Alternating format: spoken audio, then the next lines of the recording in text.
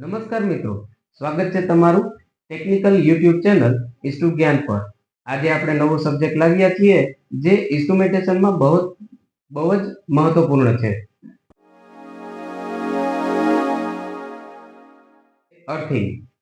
Earthing એ ઇન્સ્ટ્રુમેન્ટેશનમાં કેવી રીતે મહત્વપૂર્ણ છે કે અર્થિંગને કારણે પ્રોપર અર્થિંગ ન થયેલું હોય તો અર્થિંગમાં બે પ્રકારના પ્રોબ્લેમ આવી શકે છે।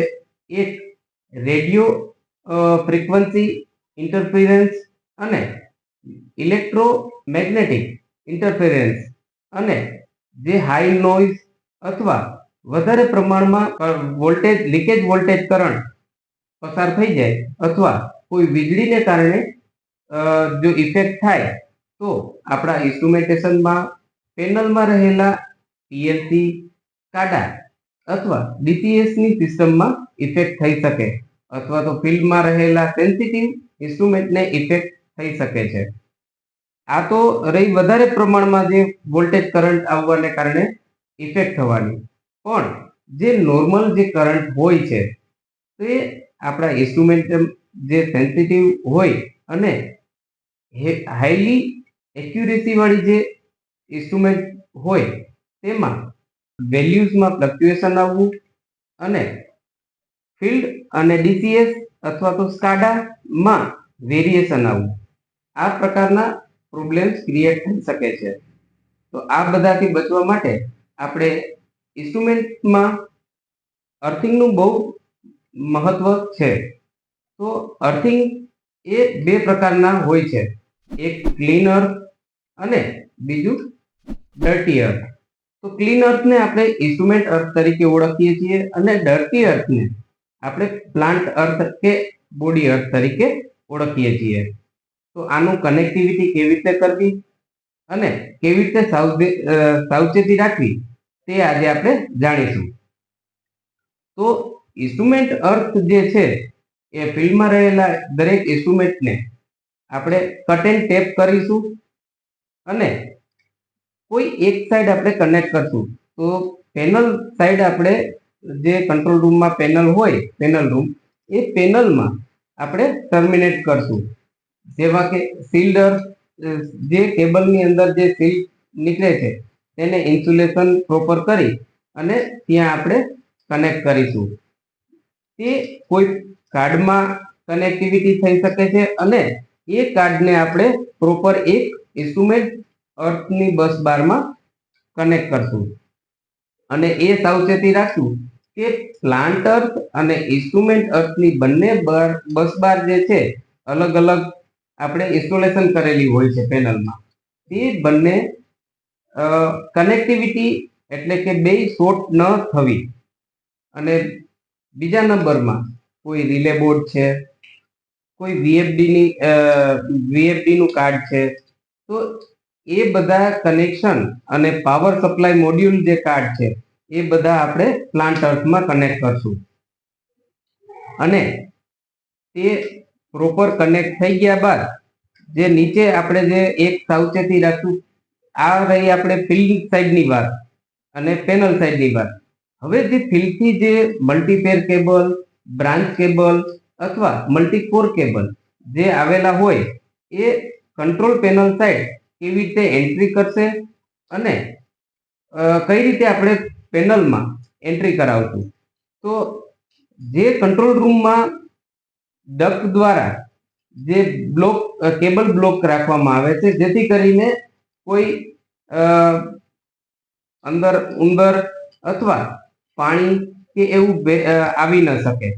તો અહીંયા બ્લોક દ્વારા એને બ્લોક કરી દેવામાં આવશે અને પછી જે કેબલ ટ્રે લે કરેલી છે એમાં પ્રોપર ડ્રેસિંગ કરી અને કેબલને અંદર લેઇંગ કરશું અને પછી જ્યારે પેનલ સાઈડ જ્યારે અપસ્ટેન્ડ કરવામાં આવે છે કેબલને, ત્યારે કેબલને યુ ક્લેમ્પ દ્વારા પ્રોપર ફિક્સ કરવામાં આવે છે, જેથી કરીને કેબલ ખેંચાય નહીં અને હેંગિંગ ન રહે। અને પછી ગ્લેન્ડિંગ કરી અને અંદર એન્ટ્રી કરવામાં આવે। પછી કેબલને યુ ક્લેમ્પ દ્વારા માઉન્ટ કરી અંદર લેવા માટે ગ્લેન્ડિંગ પ્રોપર કરવામાં આવે છે, ઇન્સ્યુલેશનને અને કેબલના આર્મર્ડ કેબલને પ્રોપર કટ કરી અને વ્યવસ્થિત ગ્લાઇન્ડિંગ કરી અને એમાં કાળજી એ રાખવામાં આવે કે કેબલનું ઇન્સ્યુલેશન કટ ના થાય. જો કટ થશે તો ગ્લાઇન્ડ દ્વારા એ લીકેજ થવાના ચાન્સીસ રહે અને ત્યાંથી એ અનનોન કરંટ આવી જવાની સંભાવના પૂરેપૂરી રહે છે. બીજા નંબરમાં એ કેબલ પ્રોપર અંદર લે કરી અને પ્રોપર ટર્મિનેશન કરવામાં આવે છે.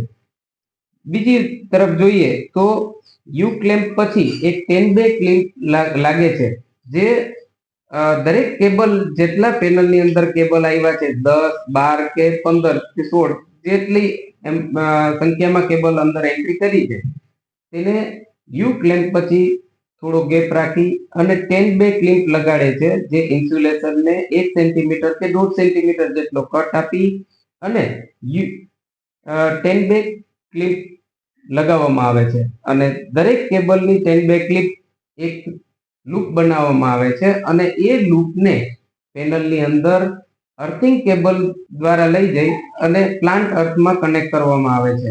એ પ્લાન્ટ અર્થના બસ બારમાં કનેક્ટ કરી અને પછી જે બીજો કનેક્શન લાસ્ટ કેબલનો જે છે એ આપણે નીચેની ગ્રાઉન્ડ સાઈડમાં જે એક બસ બાર રાખવામાં આવે છે, જે દરેકે દરેક પેનલનું કનેક્ટિવિટી એમાં કરવામાં આવે છે. એ દરેક પ્લાન્ટ અર્થ અને ઇન્સ્ટ્રુમેન્ટ અર્થની બસ બારને ત્યાં પણ અલગ જ રાખવામાં આવે છે અને ત્યાં દરેક પેનલની કનેક્ટિવિટી કરશું. અને એ કનેક્ટિવિટી થઈ ગયા પછી બારની સાઈડ, કંટ્રોલ રૂમના બારની સાઈડ જે અર્થિંગ પીટ કરેલી છે, એ અર્થિંગ પીટ આપણે કોપર મટીરિયલનું અંદર પ્લેટ રાખવામાં આવે અને એનો અર્થિંગ રોડ કનેક્ટ રાખવામાં આવે છે. ત્યારબાદ આ અર્થિંગ કેબલને ત્યાં કનેક્ટ કરશું. અત્યારે હાલના સમયમાં કેમિકલ અર્થિંગ પણ થઈ શકે છે, જેનો રોડ કેમિકલ મટીરિયલથી બનેલો હોય છે, જે કોપર મટીરિયલ કરતા સસ્તું પણ પડે છે. એક વસ્તુ ખૂબ અગત્યની છે જે ધ્યાનમાં રાખવા જેવી છે, એક કરતા વધારે જ્યારે અર્થિંગ પીટ આજુબાજુમાં હોય તો એમાં સાવચેતી એ રાખવાની આવી છે કે બે અર્થ પીટ વચ્ચે મિનિમમ 3 મીટરનો ગેપ હોવો જરૂરી છે, જેથી કરીને એ લીકેજ કરંટ ત્યાંથી એકબીજાને ઇફેક્ટ ન કરે અને શોર્ટ ન થાય. મિત્રો, આ જે અર્થિંગની વાત કરીએ છીએ તો ઇન્સ્ટ્રુમેન્ટ અને પ્લાન્ટ અર્થ એ બંને પેનલની અંદર શોર્ટ ન થવા એ કાળજી અતિ મહત્વની છે. આ જે અર્થિંગ કર્યા પછી બે જે ઇન્સ્ટ્રુમેન્ટ અર્થ છે એ પેનલની અંદર 0.2 ઓહ્મ થી લઈ અને 1 ઓહ્મ જેટલું આપણે વેલ્યુ મળવી જોઈએ, જે નોર્મલ ગણાય છે. એનાથી વધારે હોય તો એબનોર્મલ ગણી શકીએ છીએ. તો ઇન્સ્ટ્રુમેન્ટમાં અર્થિંગ એ ખૂબ જ મહત્વનું પોઈન્ટ છે અને આ સબ્જેક્ટ અતિ મહત્વનો છે. જો ઇન્સ્ટ્રુમેન્ટેશનમાં પ્રોપર અર્થિંગ હશે તો આપણે વિધાઉટ ફેલ ઇન્સ્ટ્રુમેન્ટ અથવા કાર્ડ એ લોંગ ટાઈમ સુધી હાઈ એક્યુરેસી મળશે અને પ્રોપર આપણે ઓટોમેશનમાં ઇન્સ્ટ્રુમેન્ટેશનને વર્ક મેળવી શકીશું. તો મિત્રો, આશા રાખું છું આજનો આ તમને સબ્જેક્ટ ખૂબ ગમ્યો હશે અને વિડીયો ગમ્યો હોય તો તમારા મિત્રો સાથે શેર કરો, લાઈક કરો અને આપણી ચેનલને સબસ્ક્રાઇબ કરો. ધન્યવાદ.